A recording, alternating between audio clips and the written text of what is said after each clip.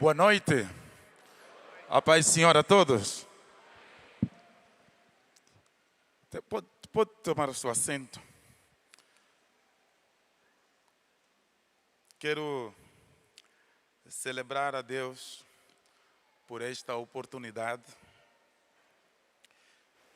partilhar a palavra com os irmãos aqui presentes. Quando o povo apresenta um problema para Deus, quando o povo clama a Deus procurando uma solução, normalmente Deus responde enviando um homem. Lá atrás, no Êxodo, quando o povo clamava por causa da aflição no Egito, o povo clamava no Egito, mas Deus respondia no deserto. E foi atrás de um homem chamado Moisés para ser resposta do clamor do povo que estava no Egito.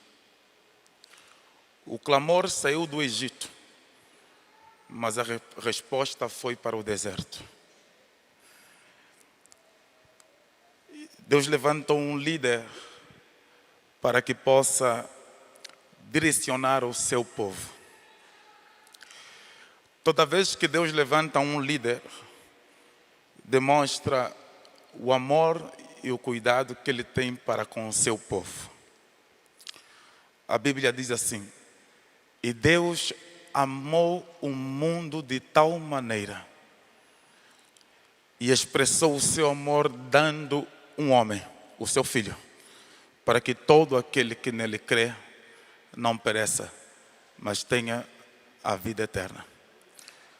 Eu falo sobre isso para celebrar a vida do pastor Carlito Paz, que é a resposta de Deus para esse tempo, para vários problemas que o povo vem clamando para a glória do nome de Jesus Cristo. Se vocês me ajudarem, gostaria de celebrar com uma salva de palmas, assim nós fizemos na nossa terra.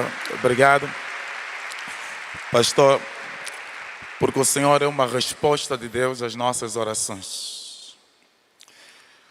Gostaria também de fazer menção que tenho dois amigos, são brasileiros, que sabendo que me encontro aqui, decidiram vir me assistir, ouvir o que Jesus tem a falar. Pastor Felipe Oliveira e o pastor Alex Silva estão aí.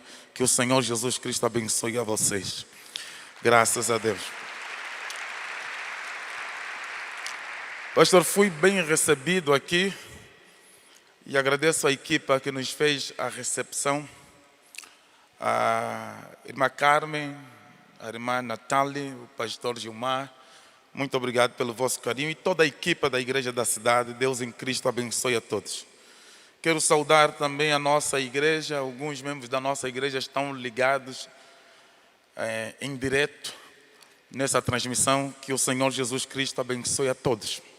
Sem mais delongas, se tiver um exemplar da Bíblia, eu agradeço que apanhe e abra no Evangelho de Jesus, segundo escreveu João, capítulos 11.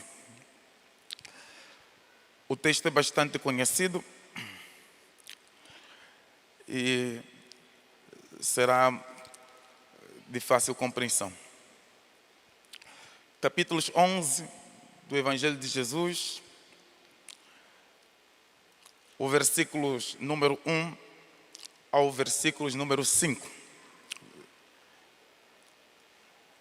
Está assim escrito: estava enfermo Lázaro de Betânia, da aldeia de Maria e de sua irmã Marta. Esta Maria, cujo irmão Lázaro estava enfermo, era a mesma que ungiu com bálsamo o Senhor e lhe enxugou os pés com os seus cabelos. Mandaram, pois, as irmãs de Lázaro dizer a Jesus: Senhor, Está enfermo aquele a quem amas. Ao receber a notícia, disse Jesus: esta enfermidade não é para a morte, e sim para a glória de Deus, a fim de que o Filho de Deus seja por ela glorificado. Ora, amava Jesus a Marta e a sua irmã e a Lázaro. Amém? Queridos, o texto que nós lemos é de sobejo conhecimento. E encontrando-se no Evangelho de João, logo compreendemos a natureza apologética que tem esse Evangelho. João escreve o seu Evangelho para se defender de algumas invasões, chamemos assim, teológicas na época, que queriam negar a divindade de Jesus. E por essa razão, João, ele expõe logo no início que no princípio era o verbo era Deus, o verbo estava com Deus, todas as coisas foram feitas por ele, sem ele nada do que existe existiria. Ponto. O texto também nos mostra que João seleciona 7 sinais, nós chamaríamos milagres, e João chama sinais que Jesus Cristo fez, e ele expõe isso em João capítulos 20, versículos de números 23, quando ele diz que Jesus operou à vista dos seus discípulos vários outros sinais, mas todos estes foram registrados para que saibais que Jesus é o Filho de Deus e para que nele creiamos. Dos 7 sinais que o João registra no seu Evangelho, começa primeiro no capítulo 2, onde ele fala da transformação da água em vinho. No capítulo 4, quando ele fala da cura do filho do oficial de Herodes. No capítulo 5, quando ele fala da cura do paralítico do tanque de Betesda. No capítulo 6, quando ele expõe a primeira multiplicação dos pães e dos peixes. Ainda no capítulo 6, quando ele anda por cima das águas. E no capítulo 9, o 6º sinal, quando ele cura o cego de nascença. Todos esses sinais, segundo João, apontam para Jesus. Aqui nós poderíamos chamá-lo milagre, mas João sabiamente chama de sinais. Sinais porque quando nós compreendemos e ouvimos sinal, logo entendemos que ele é uma referência para nos levar em algum objetivo. O que nos quer dizer é que os milagres podem fazer parte da nossa busca e da nossa oração, mas ele deve nos levar para o Senhor Jesus Cristo. É só um sinal. E ele diz que esses sinais foram escritos para que nós creiamos de fato que ele é o Filho de Deus. O último sinal desse Evangelho é o texto que nós acabamos de ler. É João, capítulo de número 11. É o 7º sinal que João registra no seu Evangelho. Desse 7º sinal, quero extrair 3 grandes lições que estarão registradas em todo o capítulo 11, que teremos a oportunidade de expor. A primeira lição é que Jesus Cristo é o mesmo, ou seja, lá em Romanos capítulos 15, versículos 4, a Bíblia diz que tudo quanto outrora foi escrito, para o nosso ensino foi escrito, a fim de que pela paciência e pela consolação das Escrituras tenhamos a esperança. Ou seja, toda a Escritura ela foi feita para o nosso ensino. E aqui nós aprendemos logo nesse texto 3 coisas à vista. Primeiro, Jesus Cristo ainda continua operando milagres. Em Hebreus, capítulo número 13, versículo 8, a Bíblia diz que Jesus Cristo é o mesmo ontem, hoje e eternamente. Em Malaquias, capítulo 3, versículo 6, a Bíblia Sagrada diz: porque o Senhor não muda, Ele continua sendo o mesmo. Também nós compreendemos que uma vez, quando Pedro, junto com João, subia para o templo para a oração, E encontrando um paralítico à porta do templo, a Bíblia Sagrada diz que Pedro, declarando a palavra sobre ele, levantou o paralítico. E a Bíblia diz, lá no versículo 23 do capítulo 3, quando nós compreendemos somente que foi pela declaração da palavra de Pedro, Pedro disse para toda a multidão: varões israelitas, por que olhais para nós como se pela nossa própria santidade e piedade fizemos tal sinal? Ele diz que tudo isso foi possível porque houve fé ao nome do Senhor Jesus. Quando aconteceu tal sinal, Jesus já tinha sido assunto aos céus, mas os milagres continuavam ainda acontecendo. O que eu quero dizer para todos que se encontram aqui é: Jesus ainda continua operando milagres nesse tempo. E agora, nesse culto, Ele também pode operar para a glória do nome dEle. Segunda lição que nós extrairemos daqui, é que precisamos reconhecer algumas verdades para vivermos a plenitude da palavra. A nossa responsabilidade é ter fé. No capítulo 9 do Evangelho que Marcos escreve melhor, no versículos números 22 e o versículos números 23, um pai disse para Jesus: se tu podes curar o meu filho, faça. A resposta de Jesus não se esperou. Se tu podes, tudo é possível ao que crê, respondeu Jesus. Dizendo que nisso querendo dizer Jesus, que não traga para mim a responsabilidade. Assuma você a responsabilidade de crer. Tenha fé e a tua fé vai te curar. Se você exercer fé, você vai conseguir alcançar a sua cura. A terceira lição que nós extrairemos desse texto é qual foi o propósito de facto deste milagre. Eu disse primeiro, precisamos reconhecer que Jesus Cristo é o mesmo ontem, hoje e eternamente.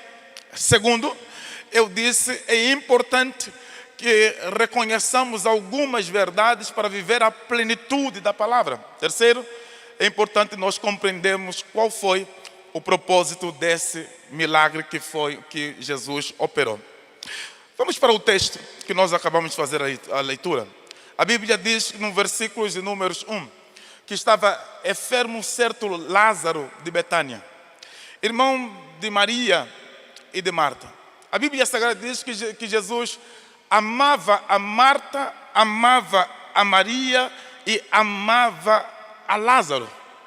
Mas mesmo assim, ouvindo que Lázaro estava doente, ele deixou-se ficar no lugar onde ele se encontrava. O que é que nós aprendemos aqui? Primeiro, que esta família é alvo do amor de Jesus. Pelo menos por 3 vezes na Bíblia Sagrada, nós vimos João falando do amor que Jesus Cristo tinha por esta família. Em João 11, versículo número 3, a Bíblia diz assim: mandaram, pois, as irmãs de Lázaro dizer a Jesus: Senhor, está enfermo aquele a quem amas. No versículo número 5, a Bíblia diz: ora, amava Jesus a Marta e a sua irmã e a Lázaro. No versículo 36, então disseram os judeus: vede o quanto amava. Pelo texto, é inequívoco o amor de Jesus Cristo. Jesus ama aquela família. Só que aqui nós temos uma grande lição. Qual é a lição? O facto de nós sermos alvo do amor de Jesus não nos impede de vivermos problemas. O facto do Senhor nos amar não nos blinda de enfrentarmos circunstâncias adversas na nossa vida. O amor de Jesus é indubitável, mas o problema que eles estão a viver também é real. Jesus amava e o problema estava lá em casa. Ser alvo do amor de Cristo não me isenta de enfrentar dificuldades. Jesus não me prometeu facilidades. Jesus não me prometeu facilidades na vida. Pelo contrário, Ele disse: no mundo tereis aflições, mas tende bom ânimo. Por quê? Porque eu venci. Segunda coisa que chama a atenção é, a Bíblia diz que elas disseram que está enfermo aquele a quem tu amas. Aquele que você ama se encontra doente. Repara que elas não disseram que Jesus está enfermo aquele que te ama. Elas disseram: está enfermo aquele a quem tu amas. Porque o mover de Deus na minha vida não depende do meu amor que tenho para com Ele. Depende do amor que Ele tem para comigo. Diz-se João, Ele nos amou primeiro. É o amor dele que move-se a nosso respeito. A reivindicação da irmã não é acerca do amor que Lázaro tinha para com Jesus, mas era acerca do amor que Jesus Cristo tinha para com Lázaro. A Bíblia Sagrada diz que Deus amou o mundo. O que nós compreendemos aqui é que o milagre não acontece por causa do meu amor por Ele, mas o milagre vai acontecer por causa do amor que Ele tem por mim. As irmãs lembraram, aquele que está doente não é qualquer pessoa, é aquele quem tu amas. O amor do homem falha. Quantas pessoas já prometeram o amor e acabaram por falhar no seu amor? Mas o amor de Jesus, ele é infalível. Em todo o tempo, ele funciona. A outra lição que nós tiramos se encontra no versículo número 4. A Bíblia diz que ao receber a notícia, disse Jesus, esta enfermidade não é para a morte, e sim para a glória de Deus, a fim de que o Filho de Deus seja por ela glorificado. A resposta de Jesus é pronta. Está enfermo aquele que você ama? Resposta, esta enfermidade não é para a morte. Escuta isso. Tem circunstâncias adversas que são criadas com propósito e de propósito. Repara que Jesus Cristo está a dizer que a doença não é para a morte. Mas quando nós vamos olhar para o texto, nós vamos perceber que de facto ele morreu. A pergunta é, o que aconteceu? Jesus Cristo disse, a enfermidade não era para a morte. E agora nós vamos encontrar no texto que ele, o Lázaro, vai acabar por morrer. Ele, ao dizer que esta doença não é para a morte, o mensageiro, eu tenho aqui 4 personagens no texto. Tenho Marta, tenho Lázaro, tenho Jesus e tenho o mensageiro. O mensageiro saiu da casa de Marta, de Maria, e foi até onde se encontrava Jesus, lá do outro lado do Jordão, e disseram para Jesus, Jesus está doente, aquela quem tu amas. A resposta de Jesus é, vai dizer que esta doença não é para a morte, esta enfermidade é para que o Filho do Homem, o nome do Senhor, seja glorificado. O mensageiro vai voltar, presta atenção nisso. O mensageiro vai voltar. Quando ele volta no lugar da sua procedência, ele encontra um óbito ou funeral realizado. Agora eu tenho um problema. Quem está a vir com a notícia, tem a notícia de que a enfermidade não é para a morte. O local que ele chegou, encontrou a morte. Eu carregando essa notícia, viveria um problema dentro de mim. Vou entregar a notícia ou vou ficar calado? Se eu disser que ele disse que essa enfermidade não é para a morte, eles me dirão, mas como é possível que ele morreu? Eu tenho 2 opções, ou me calo ou falo. A Bíblia Sagrada diz que ele, independente de ter encontrado a circunstância, ele disse, Jesus mandou dizer que esta enfermidade não é para a morte. Porque eu não tenho compromisso com as circunstâncias, eu tenho compromisso com a palavra de Deus. Eu não tenho compromisso com o problema que eu encontrei, eu tenho compromisso com a verdade das Escrituras. Se a realidade está me mostrar uma coisa, a palavra está me direcionar para outra coisa. Então eu vim dizer para alguém nesta noite, saia daqui com esta palavra. Eu estava a ouvir o pastor Carlito Paz falando, e eu estava a dizer, está a introduzir muito bem a minha mensagem. O pastor Carlito estava a dizer que não olhe para as circunstâncias. Agora eu tenho aqui uma dualidade, a realidade versus a fé.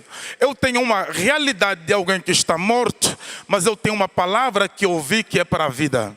Eu vou crer na realidade que eu estou a ver, ou vou crer na palavra que eu ouvi? A Bíblia Sagrada diz que mesmo assim ele vai entregar a palavra. Jesus mandou dizer que esta enfermidade não é para a morte, esta enfermidade é para a vida. Eu não tenho compromisso como se encontra a situação na sua vida. Eu tenho compromisso com a palavra. E a palavra é, esta enfermidade não é para a morte, esta enfermidade é para a glória de Deus.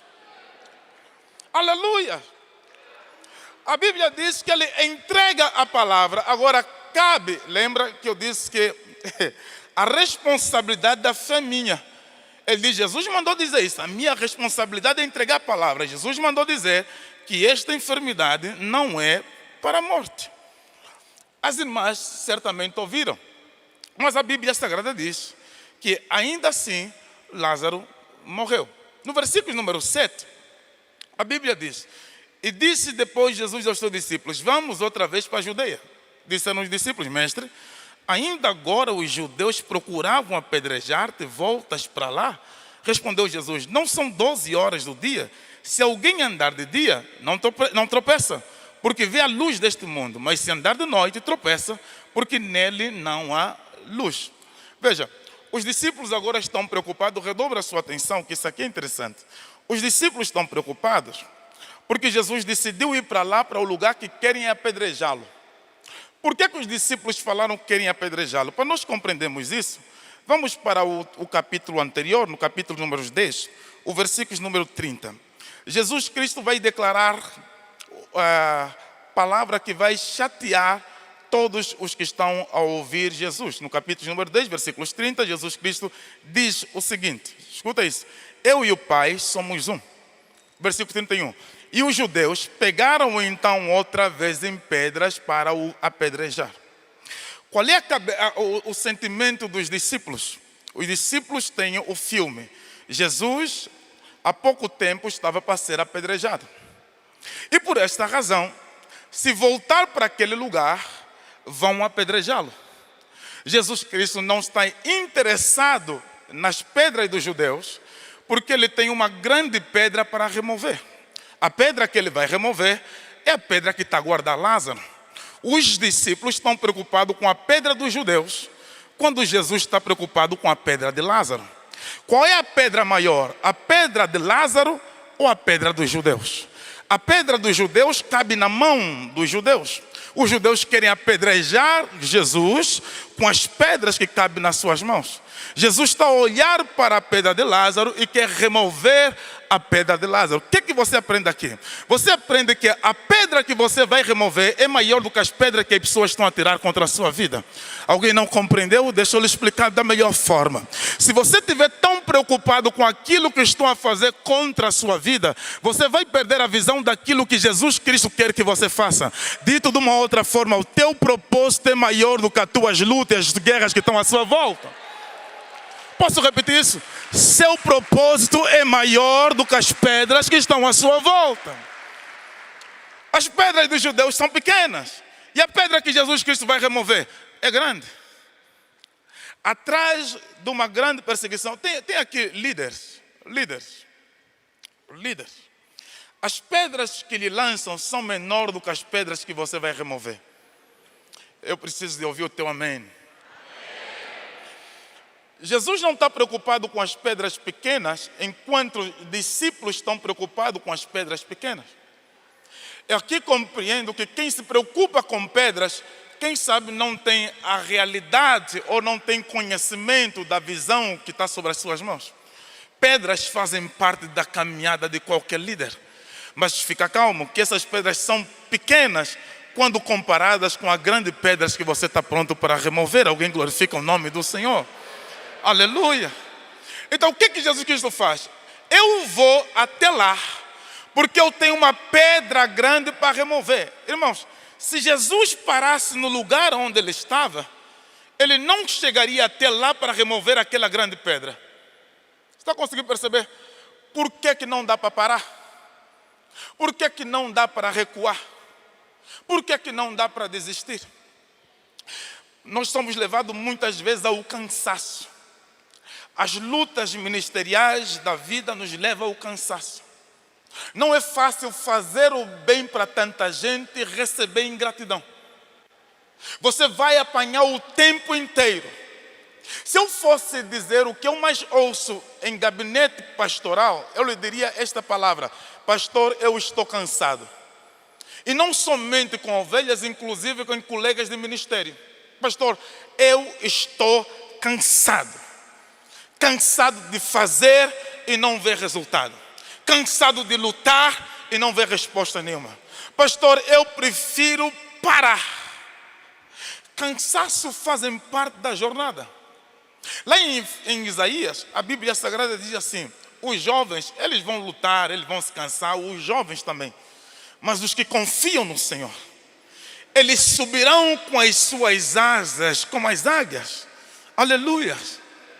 Só que é importante compreender aqui que Isaías, quando fala subir com as asas como águia, se você lembrar de alguma imagem de águia, você vai perceber que dificilmente você verá uma águia batendo as suas asas. Você vai ver águia voando com as asas abertas. Por que as asas voam e têm um voo pleno com as asas abertas? Porque elas aproveitam a força do vento. O que quer dizer que eles fazem o menor esforço possível. Porque eles usam a força do vento para lhe colocar lá em cima. Quer compreender isso de forma científica? Aerodinâmica. O avião não precisa de bater asa para ficar aí no ar, para voar. Porque é o vento que lhe coloca lá em cima. É o vento que lhe coloca nas altitudes. É a mesma dinâmica da águia. O que leva a águia lá em cima é a força do vento. Ela abre as suas asas e voa. O que a Bíblia está a dizer é: o problema de você estar cansado é porque você está usando muito o seu esforço. Usa a força do Espírito Santo. Usa a força e o poder do Espírito Santo para que você possa subir como as águias e não se cansar. A Bíblia diz lá em Zacarias: não é por força nem por violência, mas é pelo meu Espírito. Aleluia! Aleluia! Então aqui a Bíblia Sagrada mostra, escuta isso, que Jesus Cristo está pronto para ser apedrejado por judeus. Os discípulos estão preocupados com as pedras dos judeus. E Jesus Cristo está preocupado com as pedras, ou melhor, com a pedra que está a guardar Lázaro. A minha preocupação é Lázaro. A vossa é a pedra dos judeus. Eu pergunto para si: qual é a sua preocupação hoje? A preocupação dos discípulos era a pedra dos judeus. A de Jesus, a pedra de Lázaro. Versículos de Números 7, vamos lá. Depois disse aos seus discípulos: vamos outra vez para a Judeia. Disseram os discípulos: mestre, ainda agora os judeus procuravam apedrejar-te e voltas para lá? Respondeu Jesus: não são 12 horas do dia? Se alguém andar de dia não tropeça, porque vê a luz deste mundo, mas se andar de noite tropeça, porque nele não há luz. Jesus estava a falar dele mesmo. Ele é a luz. Quando ele for tirado, portanto, as pessoas poderão tropeçar. A pedra do fariseu que estava a ameaçar os discípulos, ela não conseguia ameaçar a Jesus. O versículo de Números 30 demonstra isso. Jesus Cristo disse para eles que não importa qual seja a luta, eu vou me levantar e eu vou para lá. Por quê? Porque Jesus está dentro do tempo ainda. O que ele disse? Ele disse: se eu andar de noite, tropeço. Mas se eu andar de dia, a luz está comigo. A mão de Deus está comigo. Enquanto a mão de Deus está comigo, eu vou continuar andando e produzindo. Não importa a ameaça que está à minha espera, eu vou para lá e conseguirei resolver o tema. Certa feita, queridos, eu vivi algumas aflições, e uma delas foi a morte de uma filha minha, biológica. Eu perdi uma filha. Minha esposa ficou grávida e nós oramos e clamamos a Deus. E ela morreu nos meus braços. Foi um momento difícil porque ela estava nos meus braços e eu disse para minha esposa: baby, tem alguma coisa de estranha com a nossa filha aqui? Que ela não mexe, ela está fria. E eu disse: deixa eu ver. E ela foi e tocou e mexeu e disse: tem que correr no hospital. Irmãos, eu comecei a orar e clamei a Deus. E chegamos no hospital. e disse ao Senhor: Senhor, às vezes nós temos esse sentimento. Se eu estou fazendo a obra de Deus, ou se eu preciso de me assistir. Porque o amor pressupõe cuidados, da mesma forma que aconteceu aqui, quando ele reitera que Jesus amava, é porque o sentimento que se tem é que se ama, então tem que se cuidar, tem que se proteger. E eu clamei a Deus para que Deus ressuscitasse a minha filha, e ela não ressuscitou. E nós fomos fazer o funeral, e eu tinha culto à noite. Eu não consigo lhe dizer o que é a dor da perda de uma filha. Dói na alma. Porque nós esperamos que, como pais, os filhos é que vão nos enterrar, nós não enterramos nossos filhos. Que nós clamamos, eu e a esposa, e choramos tanto naquele clamor, e Deus não nos ouviu. No mesmo dia nós tínhamos culto, e a minha mulher disse: baby, vai pregar. E eu fui pregar. E foi um dia muito difícil. E voltei para casa.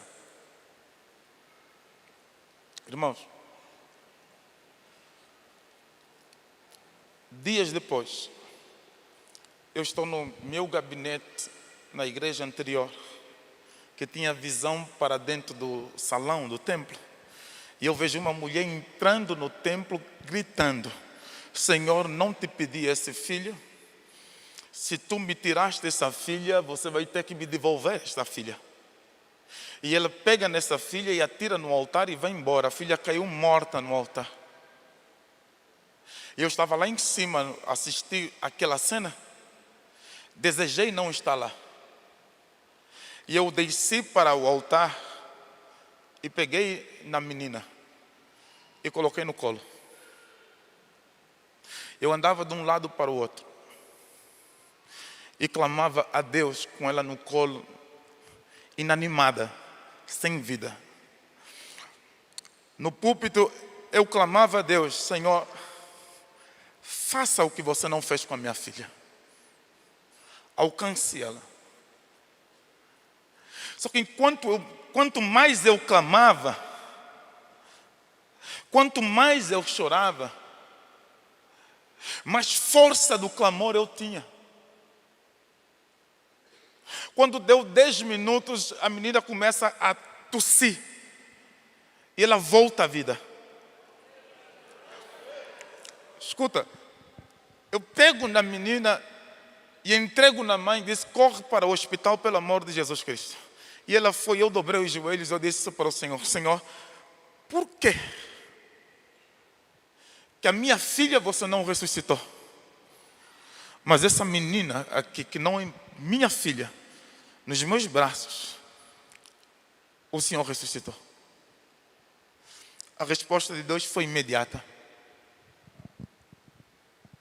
Ele disse para mim: porque eu precisava que você soubesse, conhecesse o valor de uma dor, da dor da perda, para quando você fosse orar, ia orar como se fosse tua, ia orar com compaixão, ia se colocar no lugar dela para fazer essa intercessão. Como você orou se colocando no lugar dela, sentiste a dor. Aleluia. Eu fiz isso. Só que depois o Senhor me fez recordar, porque Deus me disse: e lembra que um dia você clamou para mim e disseste que querias orar para ver mortos ressuscitar. Só que você não podia ver um morto ressuscitar sem passar primeiro pela escola. Foi necessário passar primeiro pela dor da perda para que você possa reconhecer de fato aquilo que é a perda de alguém, ou a dor da perda de alguém. O que é que eu estou a tentar dizer para si? O que é que essa família está a viver? É alvo do amor de Jesus Cristo. Mas o que é que ela está a viver? é um grande ensinamento. Jesus Cristo disse, eu me ausentei. O dia tem 12 horas. Quem anda na treva vai tropeçar. Mas quem anda em luz, ele não vai tropeçar. Mas só que a família que está do outro lado, ela não sabe o que está acontecendo, nem esse mover que está acontecendo. O que a família sabe? A família sabe que enterrou. E a Bíblia Sagrada diz assim, escuta isso. Versículos de Números 11 ao 15. Isto dizia e depois acrescentou, nosso amigo Lázaro adormeceu, mas eu vou para despertá-lo. Disseram-lhe, pois, os discípulos, Senhor, se dorme, estará salvo. Jesus, porém, falara com respeito à morte de Lázaro, mas eles supunham que tivesse falado em repouso de sono. Então Jesus lhe disse claramente, Lázaro morreu por vossa causa. Eu me alegro que não lá estivesse, para que possais crer, mas vamos ter com ele. O que a Bíblia está a dizer? Jesus está a dizer, Lázaro morreu, e eu estou feliz por não estar lá. Por que Jesus Cristo disse que não está feliz por não estar lá? Repare nisso. Jesus Cristo não disse, tomara que eu estivesse lá. Ele disse, e eu me alegro por não estar lá. Por que ele se alegra de não estar lá? Porque se ele estivesse lá, certamente Lázaro não morreria. E por que Lázaro não morreria? Preste atenção nisso. Porque toda vez que Jesus chegou em algum funeral, o funeral não aconteceu, Jesus ressuscitou morto. Aleluia. Toda vez que Jesus estava presente diante de alguém que morreu, ele não foi enterrado, ele teve que ressuscitar. E se você lembrar na cruz, Jesus tem dois, um do lado direito e outro do lado esquerdo. Quem foi que morreu primeiro? Jesus. Por quê? Porque se algum morresse primeiro, ele ressuscitaria. E antes dele ressuscitar alguém, ele diz, é melhor que eu vá primeiro, porque senão eu vou ter trabalho de ressuscitar algum dos dois.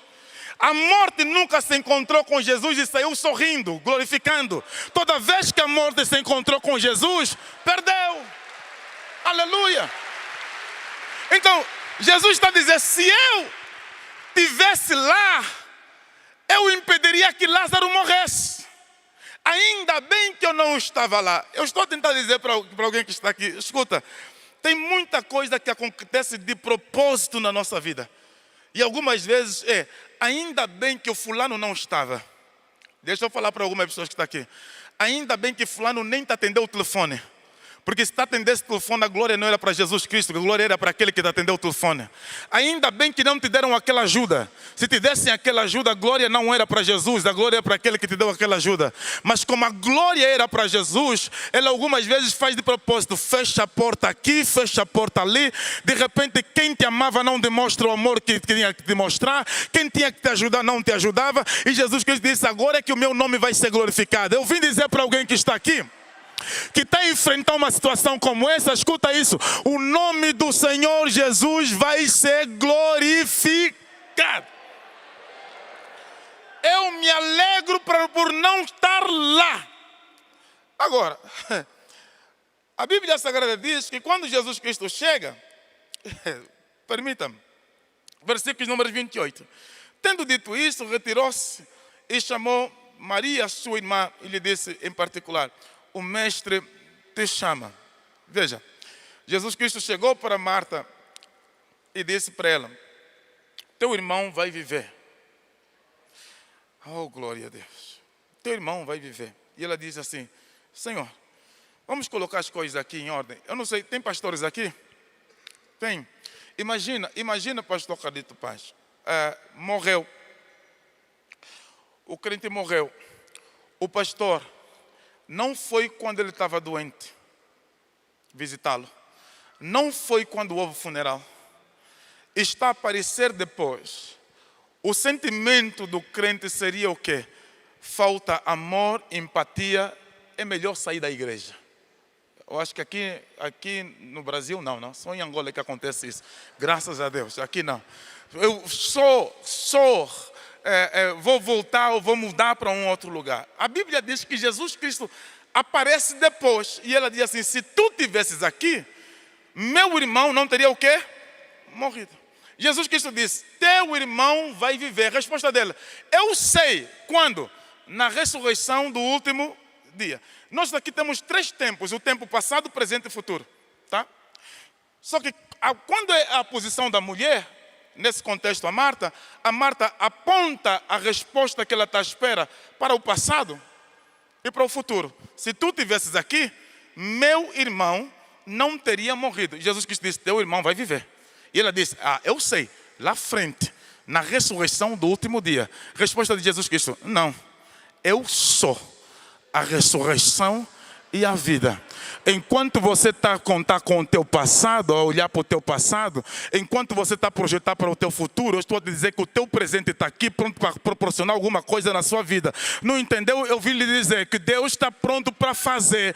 Para de olhar para o passado e para o futuro. Tem gente que está a dizer, talvez só em 2024. Não, ainda é possível dentro deste ano. Jesus Cristo disse para os seus discípulos, vocês dizem que ainda falta 4 meses até que venha a ceifa. Eu, porém, vos digo, levanta os vossos olhos e os campos estão brancos para a ceifa. Pare de colocar para o futuro aquilo que Ele quer fazer hoje. Pare de olhar para o passado quando o Senhor quer fazer agora, já. Eu sou a ressurreição e a vida. Quem crê em mim agora, no presente, não no passado. Nós temos essa tendência de olhar para o passado e começar a pensar, poderia acontecer naquela altura. Ou olhar para o futuro, vai ser lá frente. E Jesus está dizendo, eu estou aqui agora, já, neste momento, para fazer alguma coisa na sua vida.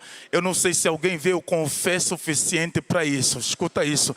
Hoje, esta conferência não começou amanhã, vai começar hoje. O Senhor pode fazer aqui e agora. Tem pessoas que estão aqui, estão a dizer, amanhã na conferência, o Senhor vai começar a fazer. E eu estou aqui para lhe dizer, o agora, o já, Ele pode fazer agora enquanto você está aqui. Alguém crê nisso? Que Ele pode fazer agora. Jesus Cristo está a dizer para ele que aqui o problema não é o amanhã ou depois. Porque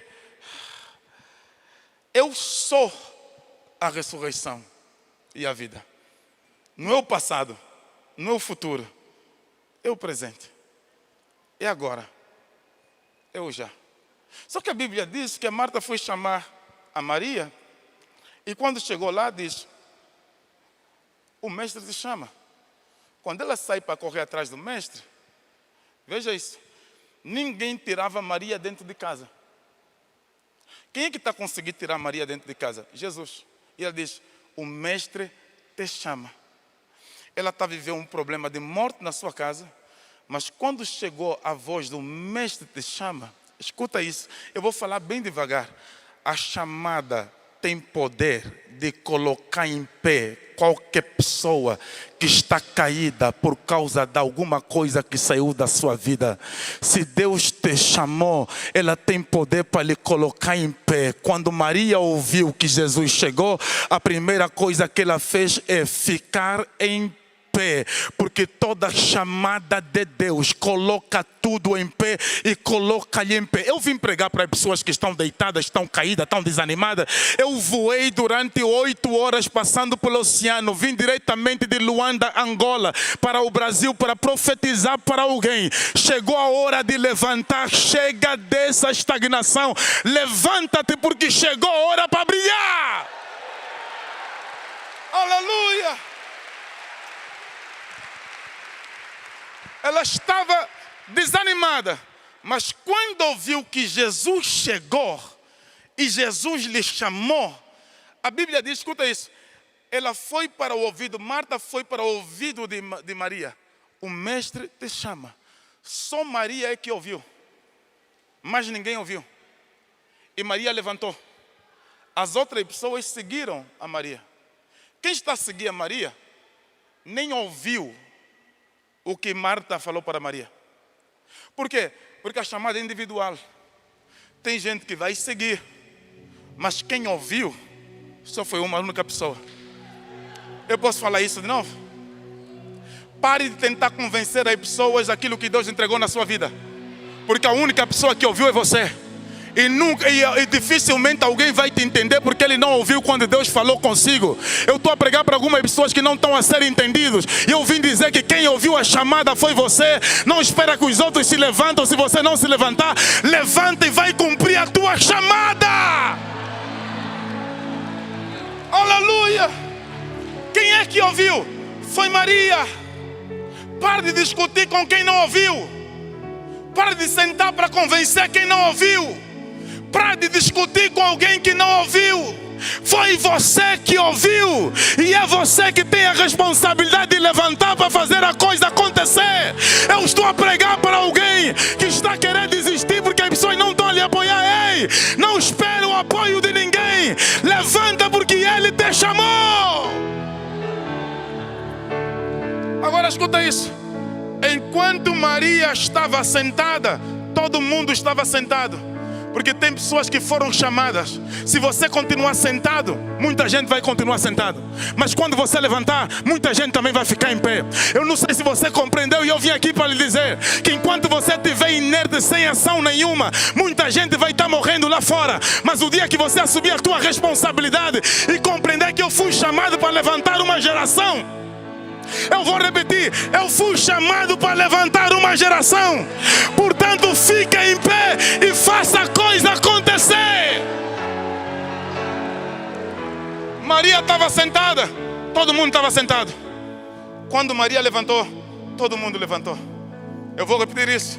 Maria estava sentada, todo mundo estava sentado. Quando Maria levantou, todo mundo levantou. Isso aqui é uma palavra para alguém que necessitava para girar a chave da sua vida. Ei, levanta-te. Eu vou repetir, levanta-te. Você chegou aqui para ouvir essa mensagem, quem sabe? Levanta-te. Porque quando você se levantar, e eu estou a falar da sua disposição, do seu compromisso de compreender, eu fui chamado por isso, a despeito de qualquer fofoca, a despeito de qualquer perseguição, é para isso que eu fui chamado. A despeito de qualquer coisa que eu esteja perdendo na minha vida, é para isso que eu fui chamado. Eu perdi Lázaro, mas Jesus me chamou. Eu enterrei Lázaro, mas Jesus me chamou. Eu vim pregar para pessoas que enterraram Lázaro na sua vida e querem se enterrar também. Ei, Jesus te chamou, levanta-te. Agora escuta. Ela saiu e foi até com Jesus, porque Jesus chamou. Quando chegou Jesus, estou a falar de Maria. Quando chegou, a Bíblia Sagrada diz que ela disse para Jesus: se tu tivesse aqui, meu irmão não teria morrido. Ela falou a mesma coisa que Marta falou. Mas preste bem atenção nisso. Pelo amor de Jesus, preste atenção nisso. Ela falou a mesma coisa que Marta falou. Mas Jesus não chorou quando Marta lhe falou. Vai lá no texto, você vai perceber por quê, qual é a diferença. Porque quando Marta foi para falar com Jesus, pastor Alex, ele disse assim: se tu estivesse aqui, meu irmão não teria morrido. Ela está a falar em pé com Jesus. Mas quando Maria chegou, ela dobrou os joelhos e disse: se tu tivesses aqui, meu irmão não teria morrido. Não espera ter o mesmo resultado. Quando você faz de pé aquilo que muita gente está fazendo de joelhos dobrados, eu vou repetir, não espera ter o mesmo resultado. Quando você faz em pé o que muita gente está fazendo de joelho, eu estou a profetizar para alguém que anda de joelhos, que os teus resultados serão exponencial. Vou repetir, teus resultados serão exponencial. Termino aqui.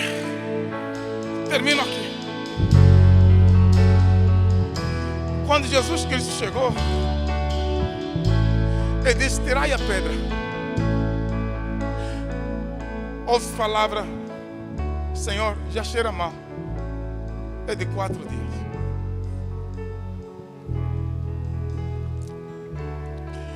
O que eles não querem é mexer no defunto porque está cheirando mal. Vai criar desconforto. Deixa assim como está. Só que ninguém cresce no conforto. As pessoas crescem no desconforto. O conforto não faz ninguém crescer. Ele nos leva na zona de confronto. Eu não conheci ninguém que cresceu no conforto. As pessoas sempre crescem no confronto. Se você está a evitar confronto para procurar conforto, você está a procurar destruição na sua vida. Quem evita confronto é quem não quer crescer. Mas agora quem quer crescer, não importa o confronto que se levantar. É para isso mesmo. O mundo está agressivo, eu necessito de ser mais agressivo ainda. Por quê? Porque eu fui levantado para crescer no confronto. O que é que eles querem? Nós queremos conforto. Jesus não mexe nisso, está bom assim. Se mexer, vai cheirar, vai dar um problema muito grande. Mas Jesus quer mexer naquilo que cheira mal mesmo. Porque para Ele curar, Ele necessita de mexer naquilo que me desconforta. Porque Ele tem que me confrontar mesmo. Evangelho sem confronto não é evangelho. É necessário ter confronto. Tirai a pedra, que está cheirando mal, deixa cheirar. Mas tira a pedra. Só que escuta, quem vai fazer o milagre é Jesus. O poder está na palavra de Jesus. Sai para fora. Mas não é Jesus que vai remover a pedra. Porque embora Jesus Cristo vai fazer o milagre acontecer, mas a pedra tem que ser removida. E não por quem está dentro, mas por quem está fora. Não é Lázaro que removeu a pedra. Jesus disse: removam a pedra. E quem vai remover a pedra? É quem está fora. Você pode ser o alvo do milagre de Jesus, mas sempre vai precisar de alguém que se levante para lhe auxiliar a remover a pedra. Eu vou repetir: ser alvo do milagre de Jesus não isenta eu necessitar da ajuda de outras pessoas. Posso falar isso mais uma vez? Ser alvo do milagre de Jesus não quer dizer que eu não vou precisar da ajuda de outras pessoas. E eu estou a tentar dizer para alguém que você vai sim ser alvo do milagre de Jesus Cristo, mas o Senhor também vai enviar outras pessoas para que possam lhe ajudar a realizar este milagre. Se você se recordar, eu falo bem devagar para você compreender. A Bíblia Sagrada diz que o Senhor falou para Samuel em relação a Saul. Quando ele sair daqui, ele vai encontrar uma companhia de profetas. Eu vou fazer um milagre na vida dele, mas ele vai ter que encontrar outras pessoas que vão cooperar para o milagre na vida dele. Ele vai entrar no meio desta companhia de profeta. O Espírito do Senhor vai entrar no coração dele e vai mudar em um novo homem. Depois ele vai encontrar 3 homens que carregam pão, que carregam vinho, que carregam bolo. Quando ele se encontrar com essas pessoas, vão estender as mãos para ele. Eu vim dizer para alguém: você vai ser o alvo do milagre de Jesus. Mas se prepare, Ele vai levantar pessoas para te auxiliar. E quem pode glorificar a Deus, glorifica a Deus.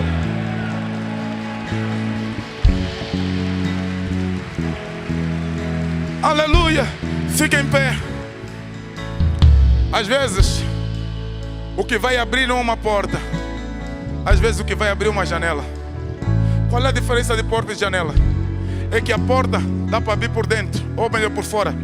A janela só abre por dentro. Aleluia. Tem algumas vezes que o Senhor abre de fora para dentro. Tem outras que Ele abre de dentro para fora. Como por exemplo, aqui no Lázaro, Ele abriu por fora, a pedra saiu. Mas lá na ressurreição dele, Ele abriu por dentro. Aleluia. Quando eles chegaram, a pedra já tinha sido removida, porque ela foi aberta por dentro, não foi aberta por fora. Aleluia. Levanta suas mãos em nome do Senhor Jesus Cristo. Deixa eu pregar para algumas pessoas, deixa eu orar para algumas pessoas. Eu quero orar por alguns que necessitam de facto desse toque, que compreendem que o Lázaro deles faleceu e eles estão a olhar para o passado e estão a olhar para o futuro. Mas o Senhor manda lhe dizer que hoje tem um milagre para acontecer. Tem algo que Ele quer fazer hoje. Você crê nisso? Eu quero orar por líderes que necessitam desse toque, necessitam que removem as suas pedras. Eu quero orar por líderes que compreendem que a sua conferência começou hoje, já, agora. Você pode chegar aqui à frente para a glória do nome do Senhor Jesus Cristo. Aleluia. Aleluia. Aleluia. Eu creio, eu creio, eu creio, eu creio, eu creio, eu creio. Eu creio. Eu creio. Eu creio. Levanta suas mãos para cá. Isso. Senhor, eu creio que hoje e já, não é amanhã, aquele que é a ressurreição e a vida está aqui. Não foi ontem, Senhor, pelo fracasso, nem será amanhã, mas hoje, nessas mãos que estão estendidas diante, ou nesse púlpito, não estendida diante de homens, mas estendidas, Senhor, diante de Ti. Essas mãos vieram para receber, essas mãos vieram para tomar posse, essas mãos abriram, Deus, para receber aquele que é a ressurreição e a vida, para girar chaves na sua vida, nos seus ministérios.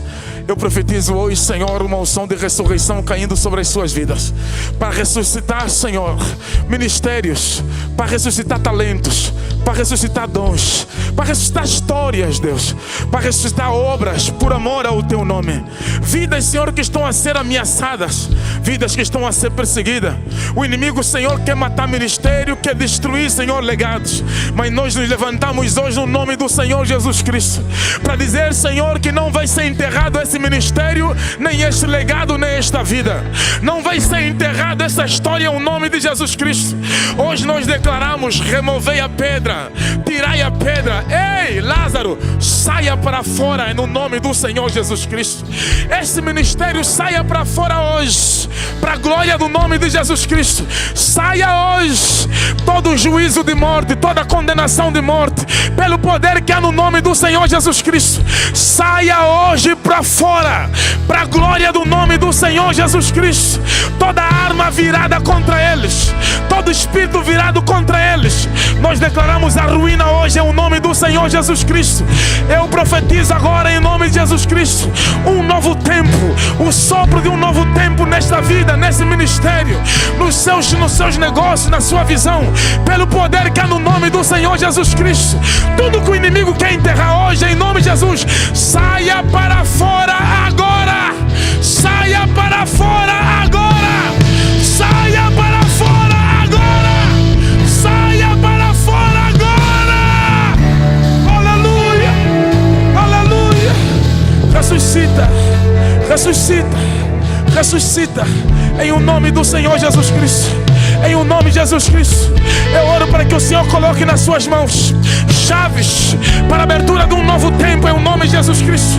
Marque hoje, neste dia, 7 de junho de 2023, como o dia que a chave vai ser girada no seu ministério. Roda esta chave para a glória do nome do Senhor Jesus Cristo.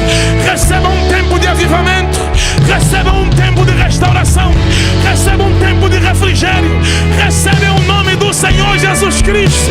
Se você pode receber, receba.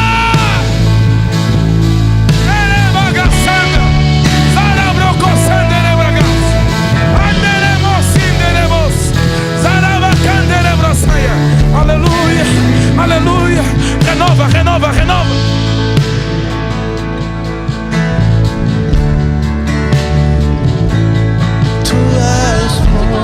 Que palavra. Obrigada, pastor. Deus te abençoe demais. Obrigada por ter sido voz de Deus. Se você recebe essa palavra, levanta as mãos do seu lugar. Se você precisa de cura, levanta as mãos do seu lugar. Nós cremos num Deus do impossível, mesmo que fez ontem, hoje e fará para sempre. Obrigado por ter sido voz de Deus, pastor. Obrigado por ter liberado presença na nossa vida.